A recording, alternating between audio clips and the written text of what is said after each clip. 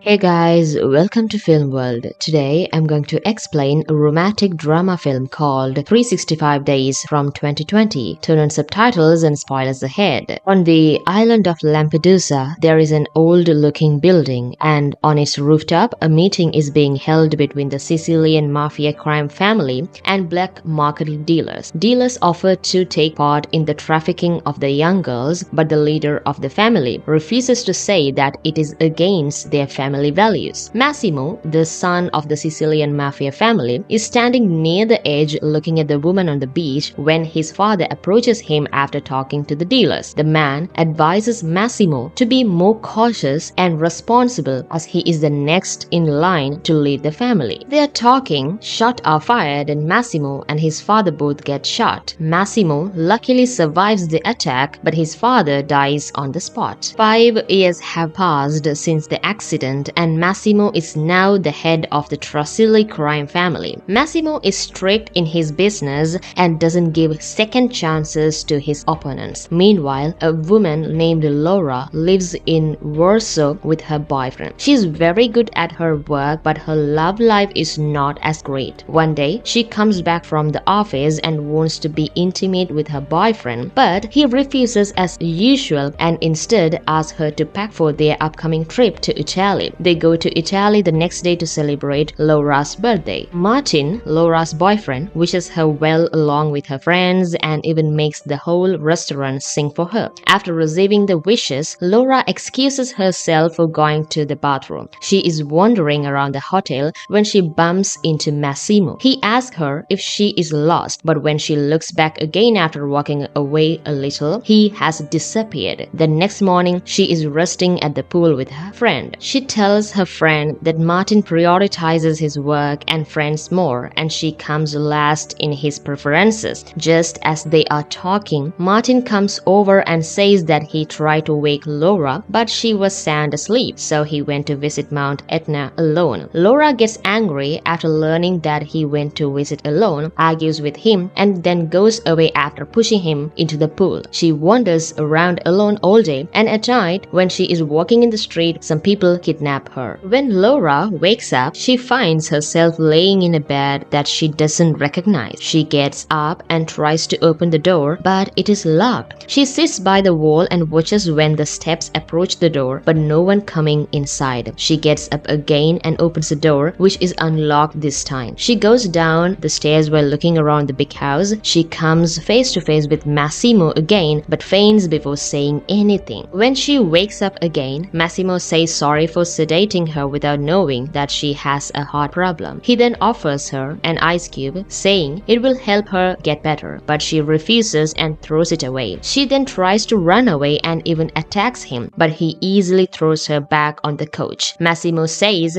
that if she wants to know why she is here, she should have a drink, but Laura again refuses. Massimo then says that it may seem hard to believe, as he couldn't believe it until he saw her at the airport. He tells her that 5 years ago, when his father died, he was also seriously injured because his heart stopped, and during that time, he saw Laura's vision. He says that every day he has her image, and since then, he has been looking for her around the world, and he is certain that he will find her and make her his. Laura gets angry, saying that he cannot seriously think that she will belong to him, but Massimo says that he knows it, so that's why he is giving her a chance to fall in love with him. Laura says that her friend and boyfriend will look for her, but Massimo says that he left a note in her room saying that she is moving away, and then he shows her the picture of her boyfriend cheating on her. When she tries to run again, Massimo catches her and says that he will not do anything to her without permission, but will keep her here for 365 days, and if during the time she can't fall in love with him, he will let her go. He asks her to not test his patience and stay calm during her stay. She tries to run away again and even puts a gun to Massimo's head, but he doesn't seem to get scared at all and asks one of his workers to take Laura away while he goes to deal with the man who has betrayed him. Laura goes back to the room that is assigned to her, and after taking a shower, she senses that no one is around. She attempts to escape again and this time manages to get out of the building. As she goes out in the garden, she finds Massimo and his man killing someone, but she doesn't get the chance to get away as Massimo spots her, and as he comes to her, she faints again. When she wakes up, Massimo is sitting there in front of her. He says that she shouldn't have seen that, but she should know that the man deserved it because he was hurting children. Massimo catches Laura looking at her clothes and assures her that the maid changed them. Laura asks him to bring her phone and laptop, but he refuses and orders her to get changed as they have to go somewhere. Laura says that his idea of love is wrong and then slaps him. Massimo gets angry and harshly grabs her. He says that she will regret it if she hits him again, and it will be a good year if he manages to keep his patience around her. After that, at breakfast, Laura finds that Massimo has assigned Domenico for her, who will help her with everything. They go shopping to buy clothes for Laura when she argues with Massimo again and tries to escape but can't get very far. Massimo says that sometimes fighting is futile and if she will give up sooner, it will be easy for her. She asks him if he was telling the truth about not touching her, and Massimo assures her that he is not the monster she believes he